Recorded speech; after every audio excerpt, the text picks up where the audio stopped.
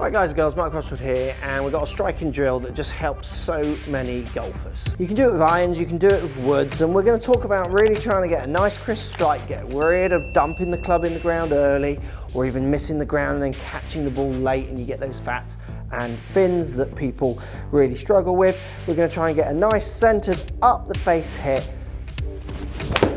by trying to get you to really work your lower half in a much stronger way. So all you need for this drill is yourself. You can do it in a net like I am here inside, or you can do it on the practice area, and you just need a medium iron. I've got my 8 iron. Now what we're going to do is we're going to preload your downswing and get you the feeling of hitting the ball with some push off the ground.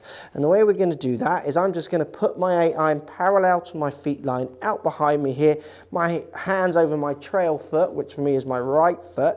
And what I'm going to do is I'm just going to sink into the ground. So I'm just going to slightly overbend my knees, going to push my hand down low. Now from here I'm going to have a little halfway pump and I'm going to try and hit that ball out in front of me. So just to give you an idea, I've swung that club there at 62 miles an hour. So 62 miles an hour, I've had a nice centered strike, just slightly high, a bit off the toe. It's a wood animation, but it's my iron, and I've carried it 108 yards. So common issue with lots of golfers is they just stay buried in their lead foot, really resulting in lots of crashes. They can bury from this direction and they can bury from this direction, subject to if they're kind of hitting the ground too much into out, or if they're out to in over the toppers, those kind of ideas. See a similar pattern. This drill will just get you preloading a downswing where you are in the ground. Now if you stay there and try and hit it, you're going to find that you crash.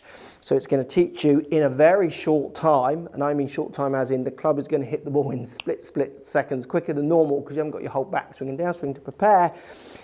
You've got such a little time to get out of your lead side that it really shows you how much you need to feel that you're pushing off the ground to actually get a contact on that ball and not crash. And the game, which you can do it nice and steady at the start. See how quick and early you can get it and how far you can send the ball this way.